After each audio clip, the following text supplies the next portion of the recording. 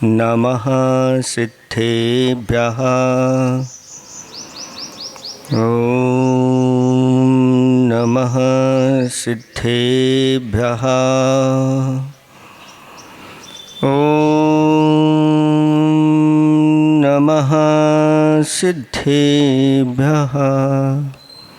निर्मल जल सामान्य है जिनका, चंदन से हैं दिव्य बचन।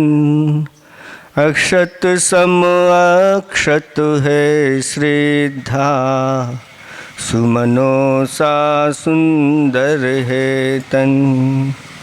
नैवेद्य चरित्र जाने है दीपक, बसु विधि करते धूप दहन। ध्यान सुफल है अर्घ समाधि, मुनिवर तुमको नित्य नमन। अनर्घ पद को पाने गुरुवर, मेरा अर्घ समर्पित है। एक जीवन क्या सौ सौ जीवन, गुरुवर तुम्हें समर्पित है। ऋषिवर तुम्हें समर्पित है। देवादिदेव 1008 कैवल्य कमलापति श्री आदिनाथ भगवान की। देवादिदेव 1008 वर्तमान शासन नायक महावीर भगवान की। परम पूज्य 108 आचार्य पिबर गुरुवर श्री विद्यासागर जी महामृराज की। 3 कम 9 करोड़ मिजाजों की।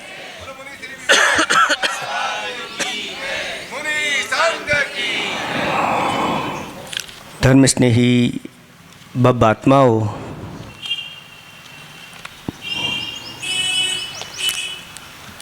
एक शिष्य या एक भक्त गुरुदेव के चरणों में नमोस्तु करते हुए वह पूछ रहा है कि आत्मा का हित किसमें है। तो गुरुदेव उत्तर देते हैं कि आत्मा का हित सुख में है। तो फिर शिष्य पूछता है, वह सुख कहाँ है। तो आचार्य भगवंत कहते हैं, वह सुख मोक्ष में है। कहाँ है? मोक्ष में जो वास्तविक सुख है, अव्ययवाद नाम का जो सुख होता है, ऐसा वह सुख मोक्ष में होता है जहाँ किसी प्रकार की कोई आकुलता नहीं होती। आकुलता 2 प्रकार की होती है, एक सुख की आकुलता और एक दुख की आकुलता। दुख में भी व्यक्ति आकुल व्याकुल हो जाता है, और जब इंद्रिय आदि सुख विशेष मिल जाते हैं तो भी वह व्याकुल हो जाता है। तो आचार्य भगवंतों ने कहा कि ये इंद्रिय सुख वास्तविक सुख नहीं है, क्योंकि ये भी हमारे लिए आकुल व्याकुल कर देते हैं और ये आगे जाकर के हमारे लिए दुख के कारण बन जाते हैं। इसलिए अगर आप सब मोक्ष चाहते हैं, वह निराकुल सुख चाहते हैं, तो कहा है मोक्ष न आत्म ज्ञान बिन। मोक्ष की प्राप्ति आत्मा के ज्ञान के बिना नहीं होती। और जिसको आत्मा का ज्ञान हो जाता है कि आत्मा कैसी है, कैसी है आत्मा,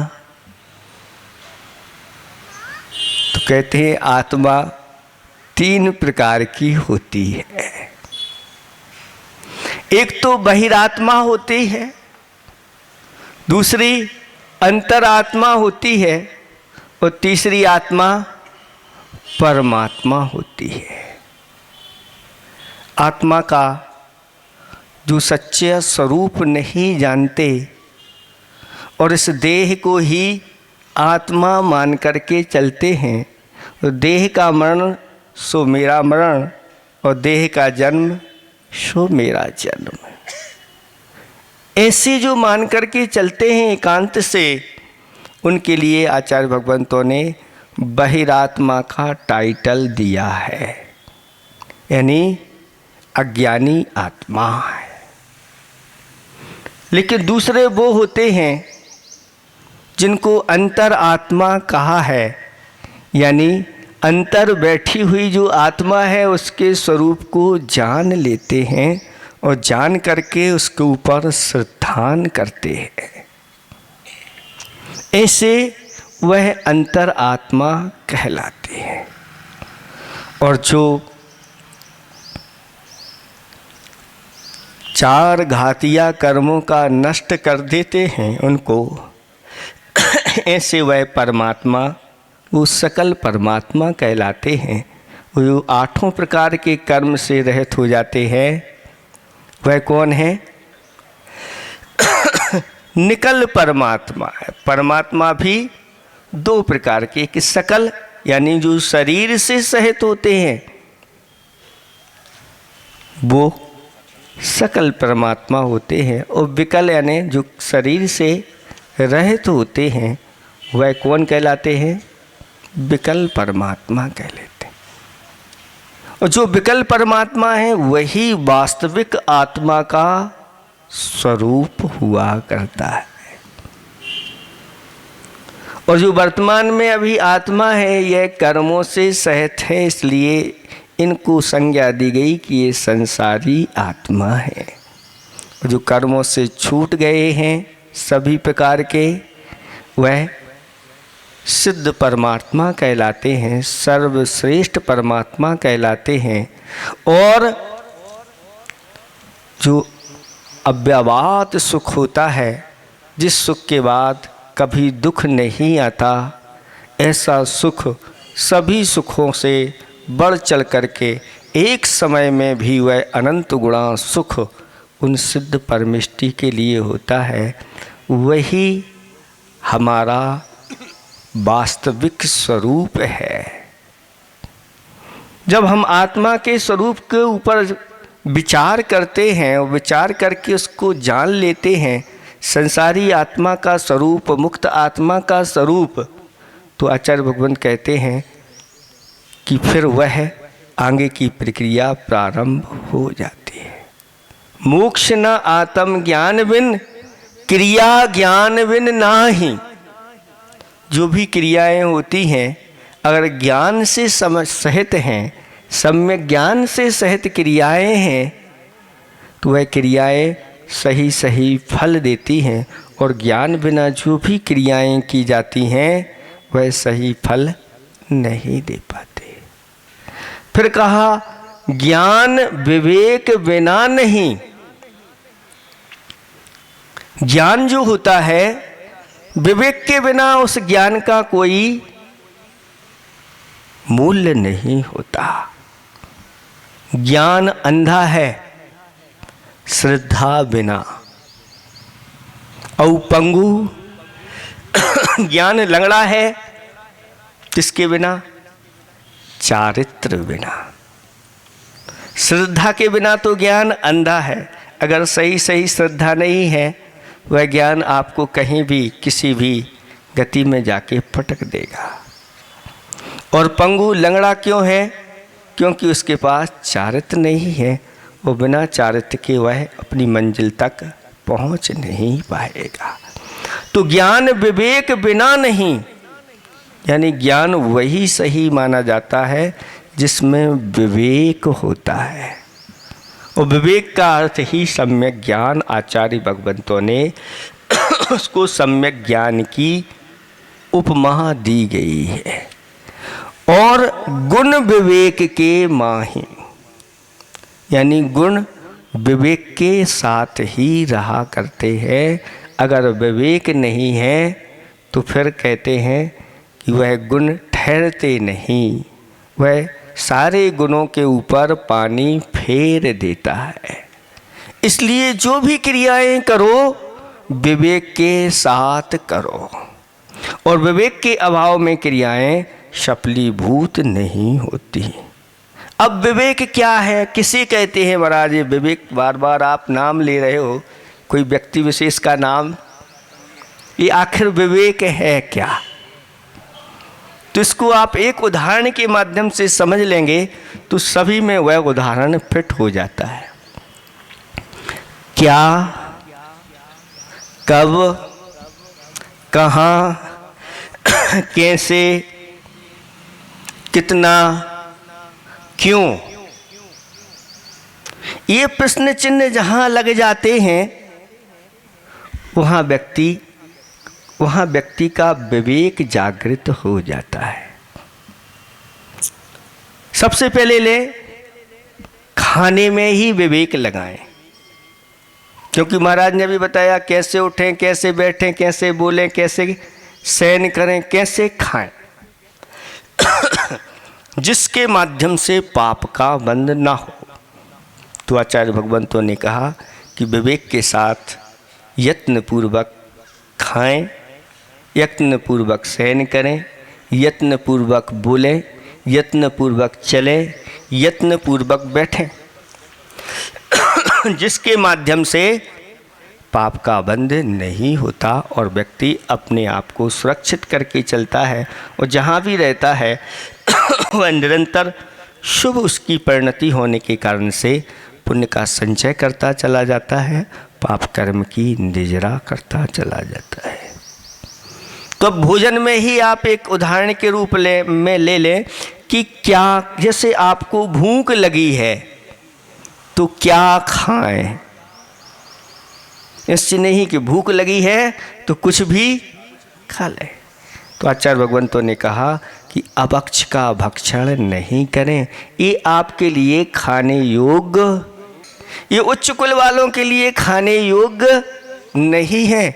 ऐसे 22 अभक्ष शास्त्रों में वर्णन आया है। कहते हैं जो अभक्ष का भक्षण करते हैं फिर वह दुर्गति के पात्र हो जाते हैं, और फिर उनके लिए अभक्ष ही खाने को मिलता है और खाने को भी नहीं मिलता, ऐसी स्थिति हो जाती है। तो क्या खाएं? जो भक्ष है, खाने योग्य है आपके, वो खाएं। तो खाने योग्य क्या है? आपसे पूछते हैं खाने योग्य क्या है? तो खाने योग्य आचार्य भगवंतों ने अन्न कहा है। खाने योग्य आप लोगों के लिए फल कहे हैं और साग सब्जियां कही हैं। उनमें भी आचार्य भगवंतों ने सभी फल खाने के लिए नहीं कहे हैं, सभी प्रकार की सब्जियां खाने के लिए नहीं कहे हैं, और कुछ ऐसे भी अन्न होंगे जो खाने योग्य नहीं होते, उनके लिए खाना नहीं। तो कौन से फल खाने योग्य हैं, कौन से नहीं हैं? तो कहा पंच उदंबर फल नहीं खाना, जिनमें जीव भरे रहते हैं, त्रिस जीव रहते हैं, बहुत सूक्ष्म रहते हैं, ऐसे उन फलों को त्याग करो। जैसे ही बालक 8 वर्ष के हो जाते हैं, बालिकाएं 8 वर्ष की हो जाती हैं, गुरुओं के पास ले जाकर के अष्टमूल गुण के संस्कार उनके ऊपर करवाना चाहिए। तो अष्टमूल में क्या है? अष्टमूल गुण में क्या है? मद, मांस, मधु, ये खाने योग्य नहीं हैं, इनको पहले त्याग करो। और 5 उदंबर फल बड़ पीपर, उमर, पाकर, कठूमर, अंजीर आदि फल होते हैं, ऐसे फल खाना नहीं, ये महान पाप के लिए, संचय के लिए कारण बन जाते हैं। इसलिए क्या खाना, ये प्रश्न चिन्ह सबसे पहले जो लग जाता है तो व्यक्ति फिर उन्हीं वस्तुओं को खाता है।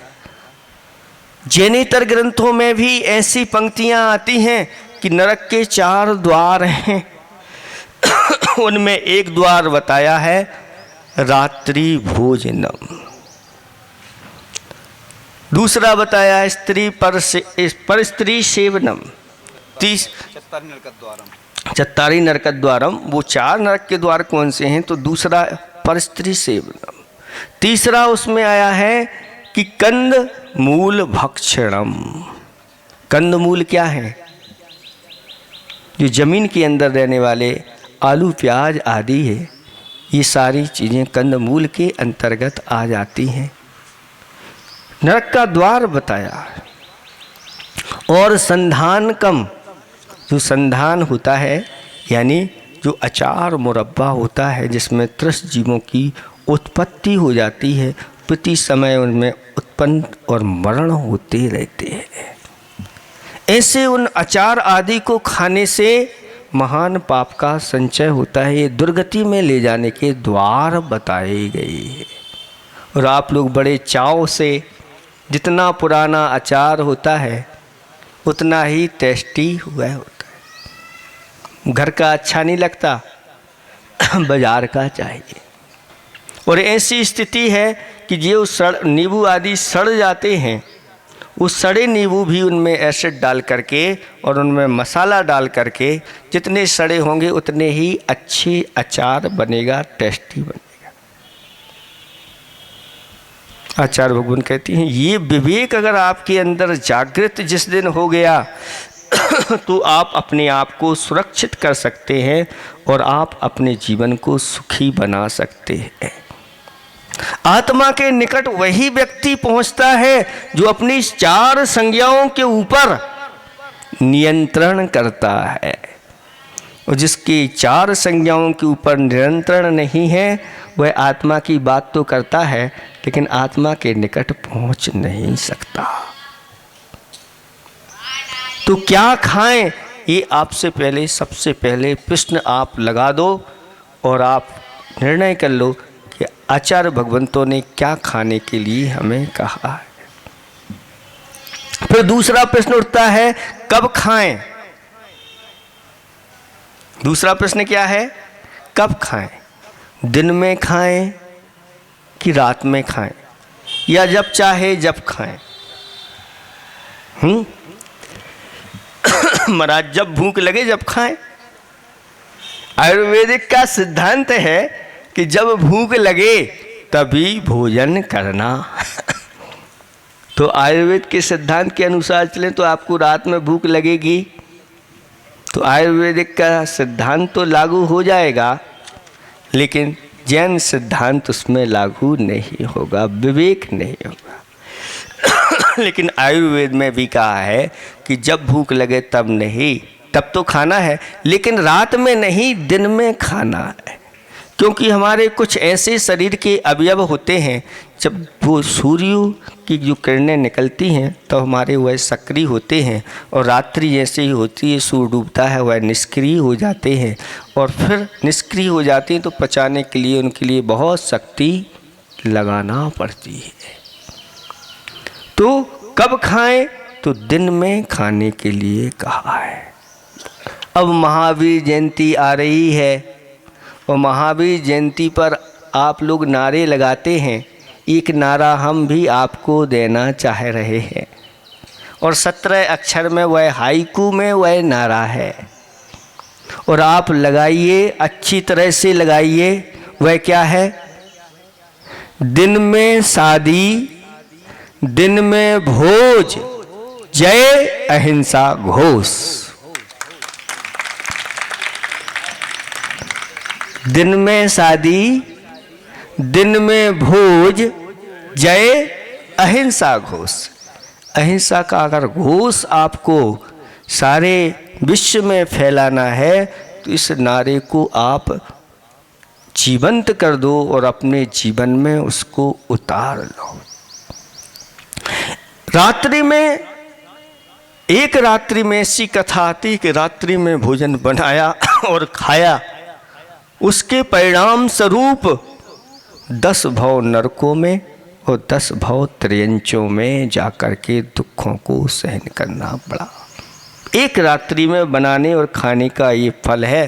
पर आप लगा लो कितनी रात्रि में आप लोगों ने खाया होगा और बनाया होगा। एक व्यक्ति ने अपने लिए इतना किया, पर जो रात्रि में महाभोज देते हैं उनकी दशा क्या होगी आप समझ सकते हैं। अगर ये अपने जीवन में नहीं उतरा और हम निरंतर अहिंसा के जो महापुजारी रहे हैं, हमारे महापीर भगवान, उनकी जयंती मना रहे हैं और अपने जीवन में अगर इन चीज़ों को उतार नहीं रहे हैं और बढ़ाते चले जा रहे हैं, तो वही है कि आप ऊपर ऊपर जय घोष करते हैं। जैसे महाराज जी ने बताया कि वीर प्रभु की वाणी को घर घर तक पहुंचाएंगे, नारा लगाते चले जा रहे हैं। आंधी तूफान आएगा तो यूं ही बढ़ते जाएंगे, लेकिन आंधी तूफान आया और वहाँ सब खाली स्थान हो गया, नारे बंद हो गए। लेकिन जो कहो उसको अपने जीवन में भी उतारने का पुरुषार्थ करना चाहिए। तो कब खाना? तो दिन में खाना। ये विवेक जागृत हो गया तो आपकी सारी और गुण जो हैं वह भी आपके विकास को प्राप्त हो जाएंगे। ये हो गया कब खाना। अब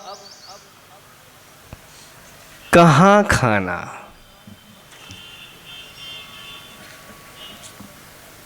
होटल में खाना, ठेले पे खाना, या जहाँ भी कहीं भी बना हो वहाँ खाना? तो नहीं, कहा जहाँ का द्रव्य, क्षेत्र, काल और भाव, ये चार की शुद्धि होना चाहिए। चौका किसे कहते हैं? चौका हो ऐसा द्रव्य, क्षेत्र, काल और भाव शुद्धि सा। चौका कैसा होना चाहिए? जहाँ द्रव्य, क्षेत्र, काल और भाव इन चारों की शुद्धि होती है वही चौका कहलाता है, यानी वह भोजन करने का स्थान है। भोजन बनाने का भी स्थान है और भोजन ऐसे पवित्र स्थान पर किया जाता है। तो वास्तव में आप सही सही विवेकी कहलाते हैं। विवेकी और अविवेकी, अविवेकी को द्रव्य, चित्त, काल, भाव से लेने देना कुछ होता ही नहीं। और लाओ जब जहाँ जो जैसा जितना सब चलता है, इस प्रकार की स्थिति हो जाती। अब ये कहाँ खाना हो गया? आपको पता चल गया कि ये स्थान ही खाने के योग्य है। अब इसके बाद फिर कैसे खाना? ये विवेक मनुष्यों के अंदर जागृत होना चाहिए। कैसे खाना बताओ? खड़े खड़े कि बैठे बैठे? हैं? कौन सी आसन लगा के? खड़गासन भी तो होती है। खड़गासन में खाना। तो अभी 25, 30, 35 वर्ष पूर्व में इस प्रकार से कोई भी खड़ा होकर के भोजन नहीं करता था। सब लोग ही बैठ करके आसन लगा करके करते थे। अब खड़े होकर के खाने का एक अपना अलग रवैया हो गया है। लेकिन खड़े होकर के खाने के लिए कहीं भी शास्त्रों में आप लोगों के लिए विधान नहीं है, सिर्फ मुनि राजों के लिए खड़े होने के लिए कहा है। क्यों? ऐसा क्यों? आपसे और हमारे लिए इस प्रकार से क्यों? तो कहते हैं कि जो मुनिराज होते हैं वह वीरचर्या करने वाले होते हैं, यथाजात मुद्रा के धारी होते हैं, खड़े खड़े निर्विकार होकर के भोजन करते हैं और उनका संकल्प होता है कि जब तक इन जंगाओं में खड़े होने की शक्ति है तभी हम भोजन करेंगे। और जिस दिन खड़े होने की शक्ति नहीं, उसी दिन चारों प्रकार के अन्न जल का त्याग कर देते हैं। अगर ऐसी आपकी कोई संकल्प शक्ति चल रही हो कि जब तक खड़े खड़े, महाराज खड़े खड़े क्या, फिर तो बैठे बैठे और फिर अंत में लेटे लेटे, और अगर खाते पीते नहीं बन रहा है तो मुख खोलते नहीं मिल रहा तो आप ही खोल करके, और अगर मुख से नहीं जा रहा है तो कहीं बाईपास से व्यवस्था हो जाती। ये व्यवस्था है। इसलिए कहा कि मुनि राजों को खड़े खड़े भोजन करना है और तब तक करना है, ये व्यवस्था है। श्रावकों के लिए कहा कि भूल से भी खड़े होकर के आप लोग भोजन नहीं करना, खेल खेल में भी खड़े होकर के भोजन नहीं लेना। लेकिन आप लोग कर रहे हो, या तो आप लोग मुनि बनने की तैयारी कर रहे हो, ऐसा है क्या? या फिर आप अपने आप को भावलिंगी संत मान करके चल रहे हो? ऐसा तो नहीं है, नहीं है। तो फिर खड़े होकर के खाने वालों की कहा कि जो त्रियंच होते हैं, जो चार पाए वाले होते हैं, वो खड़े खड़े भोजन करते हैं। तो मुनिराज तो है नहीं, आपने स्वीकार कर लिया, और मनुष्य बैठ करके करते हैं, और जो त्रियंच होते हैं वो खड़े खड़े करते हैं। तो आप बैठ के नहीं कर रहे तो मनुष्य भी नहीं, और अगर खड़े होकर के भी आपने मना कर दिया कि महाराज तो हम हैं नहीं, तो फिर कौन बचे? आप विचार कर लो, महावीर जयंती आपको अगर मनाना है, भगवान की जो कुल परंपरा चली आ रही है उसको सुरक्षित रखना है, तो बहुत सम्मान के साथ बैठ करके ही भोजन कराना। तो वास्तव में आप महावीर की परंपरा के अनुयायी हैं, नहीं तो आप लोग कोई पाश्चात्य परंपरा है, ये आर्य परंपरा नहीं है, ये आर्य संस्कृति नहीं है। और देखें, आप लोगों को आज बता दे रहे हैं, कल महावीर जयंती है, इसलिए भूमिका के रूप में आप लोगों को बताया जा रहा है कि कैसे खाएं। तो कहा बैठ करके खाएं। अब बैठ के भी खाएं, अब बैठ के खाएं तो आचार्य भगवंतों ने कहा कि कोई अगर सम्मान के साथ खिलाए तो खाएं। अब आप बैठ गए हैं, उठ नहीं सकते, तो कोई आपको अच्छे से परोसने के लिए आए।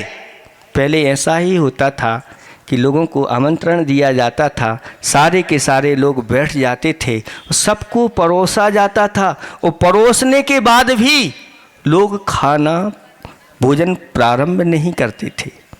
क्यों?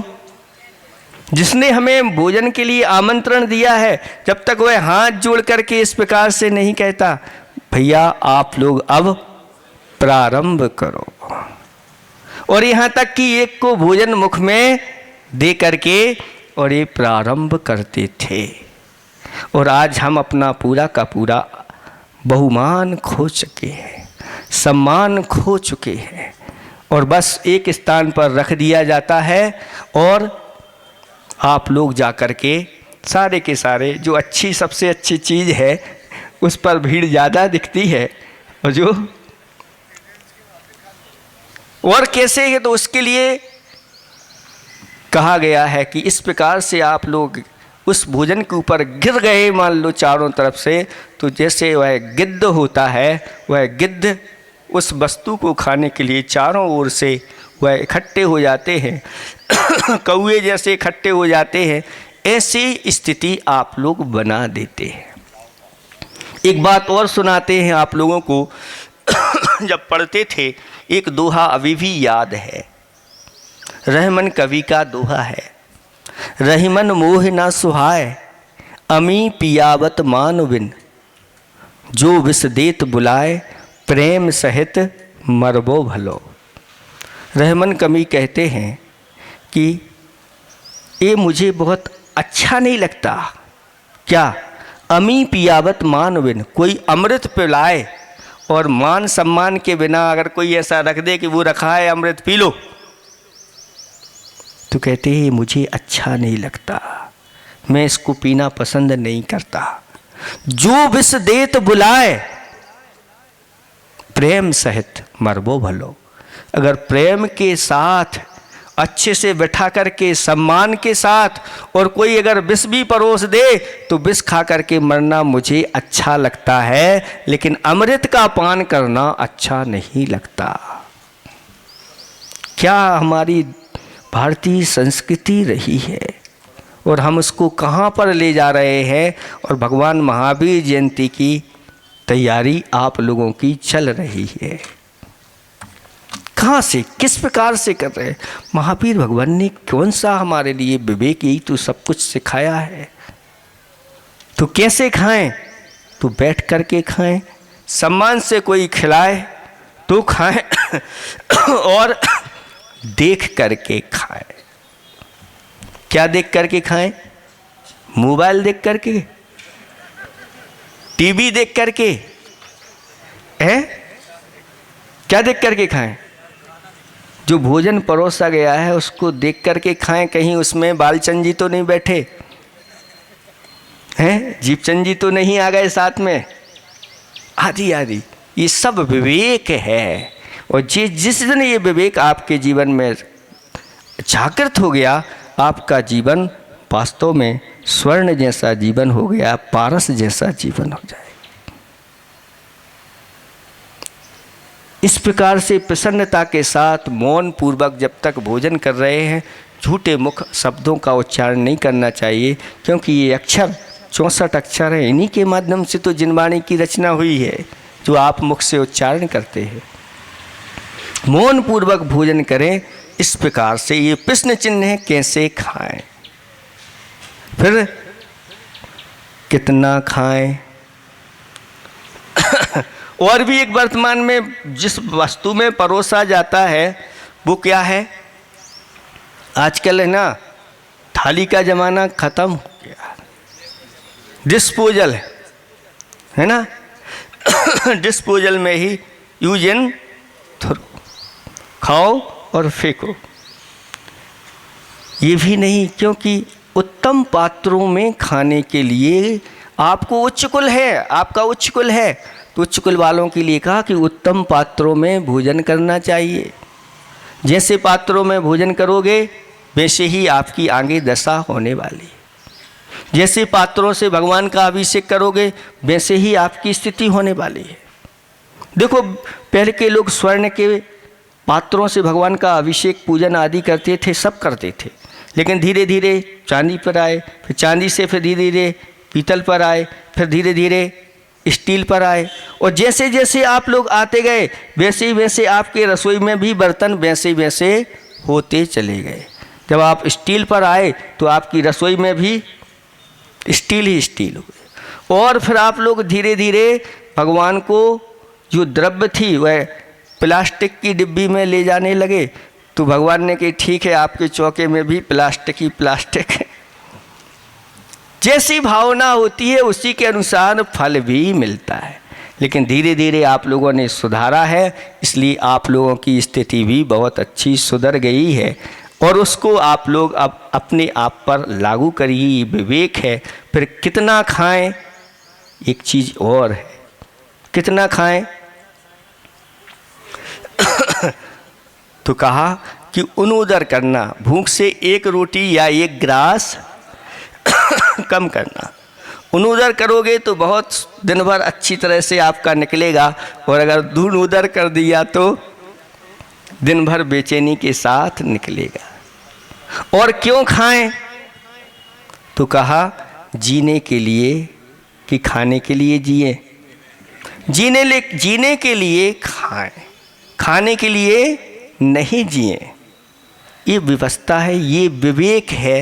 ये भोजन में जैसा आपको बता दिया, ऐसी प्रत्येक वस्तु में आप अगर विवेक लगाते हैं तो आपके पास गुण आते चले जाते हैं और आप गुणी कहलाते हैं।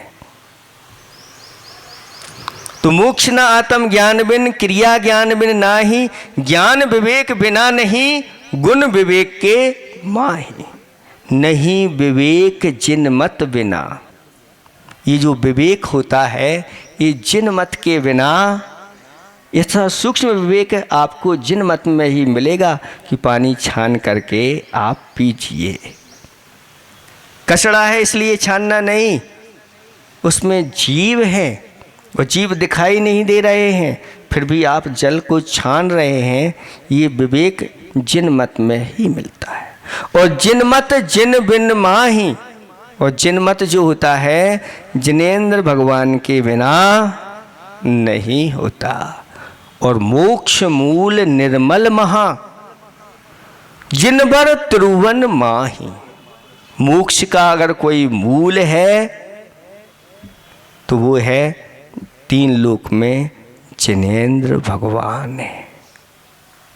देखो अब कहाँ से, मोक्ष न आत्म ज्ञान बिन, लेकिन वहाँ से प्रारंभ हुआ था।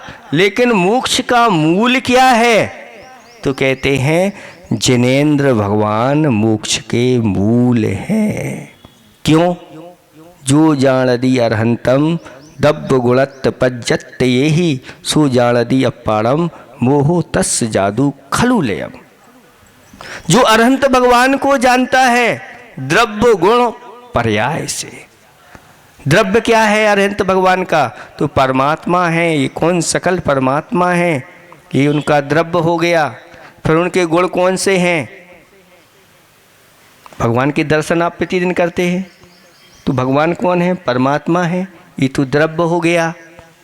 द्रव्य के गुण होते हैं तो उन परमात्मा के गुण कौन से हैं? गुणों की ओर आपकी दृष्टि जाती है कि नहीं? जो भगवान के सीने में श्री वत्स का चिन्ह बना है, उसमें 4 पाखुड़ी बनी हुई हैं, वो क्या बता रही हैं?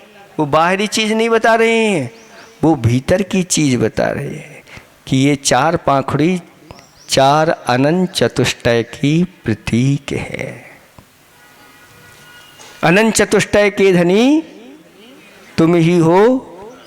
हे भगवान, आपके अंदर ये अनंत चतुष्टय रूपी गुण विद्यमान हैं। और पर्याय क्या है? तो ये वीतराग यथाजात मुद्रा, 18 दोषों से रहित ये वीतराग मुद्रा है। यही जिनेंद्र भगवान को जानने के, दर्शन करने की विधि है। प्रतिदिन भगवान को द्रव्य गुण और पर्याय के माध्यम से आप जान करके फिर उनको नमस्कार करो। और जैसे भगवान का स्वरूप है शक्ति रूप में, वह भगवान का स्वरूप हमारे अंदर भी विद्यमान है। भगवान के उस स्वरूप की व्यक्ति हो गई है और हमारी अभी व्यक्ति नहीं हुई है, जिसके कारण से हमें अनेक प्रकार के दुख उठाने पड़ रहे हैं। अगर हम भी भगवान के मार्ग पर चलें तो एक दिन हम भी भगवान बन जाएंगे, देर नहीं लगेगी और महावीर जयंती हमारी सार्थक हो जाएगी। सुनते हैं जिस नगर में भगवान महावीर स्वामी का जन्म हुआ था, वहाँ पर आज भी उस कुल में परंपरा चली आ रही है कि उस कुल में एक व्यक्ति नियम से ब्रह्मचर्य व्रत का पालन करता है और वह बाल ब्रह्मचारी रहता है। पूज्य महाराज जी संग गया था वहाँ की वंदना करने के लिए और उस गांव में पहुँचे होंगे, कुंड ग्राम आदि ग्राम है वो। उस ग्राम में अभी भी परंपरा से इस प्रकार से घर में कोई ना कोई एक तो ऐसा नियम लेगा कि बाल ब्रह्मचारी, और वह भगवान की परंपरा को अक्षुण्ण बना करके रखा है। आज भी इस कलिकाल में हमारे गुरुदेव ने भी उन महावीर परंपरा को आज जीवंत रखा है। स्वयं बाल ब्रह्मचारी रह करके उन्होंने यथाजात ऐसे रत्नत्रय को धारण किया और आज इतने रत्नत्रयधारी आपको मिल रहे हैं। ऐसे ही संकल्प आप लोगों के अगर हो जाएं कि अपने कुल में कोई ना कोई एक तो ऐसा निकालेंगे जो महावीर के राह पर चलेगा। अब महाराज एक ही है तो क्या करेंगे? महावीर तो एक ही थे, तो आप लोगों के लिए ऐसा कहीं शास्त्र में नहीं लिखा कि एक ही आपको रखना है। एक अपने लिए रख लो, एक महावीर की राह पर उसको चला दो और एक को अपने देश की रक्षा के लिए तैयार कर दो। ये सब आपके हाथ में है। आप चाहो तो इस धर्म की संस्कृति को आप बढ़ा सकते हैं और आप चाहो तो घटा सकते हैं। आप देख लो हम बढ़ा रहे हैं कि घटा रहे हैं। पड़ेगी आप भगवान के उसको आप विचार करिए। शास्त्रों में वर्णन आता है कि अपनी संतान को धर्म मार्ग पर लगाइए, धर्मात्मा बनाइए, अपनी संतान को ऐसा वीर बनाइए कि अपने देश की रक्षा कर सके। और एक संतान आप लोगों का भी अच्छी तरह से पालन कर सके, अच्छी तरह से आपकी सेवा कर सके, आपको सुख पहुंचा सके। लेकिन आपकी एक ही संतान रहती है, वह संतान भी आपको छोड़ करके विदेश चली जाती है। यहाँ आपको कोई पानी देने वाली संतान नहीं है, कोई रोटी देने वाली नहीं है। क्यों? क्योंकि आप महावीर भगवान के मार्ग का सही सही अनुसरण नहीं कर रहे हैं और उनकी मार्ग की, उनकी धर्म की वृद्धि के लिए आप तत्पर नहीं हैं। आप लोग चाहते हैं कि महाराजों का चतुर्मास हम लोगों को मिले। कितने चाहते हैं? सभी चाहते हैं, सभी कॉलोनी वाले चाहते हैं। और अगर मान लो सभी कॉलोनी में यहाँ कितने 120 कॉलोनी है या मंदिर हैं आदि आदि, और अगर सबको एक एक महाराज दिए जाएंगे और सब जगह जो है, सब जगह है, सबकी भावना है सबको मिलें, तो कहाँ से मिलेंगे? आपको हम चतुर्मास जरूर देंगे, जरूर देंगे, जरूर देंगे, लेकिन पहले आप हमारे लिए महाराज दो।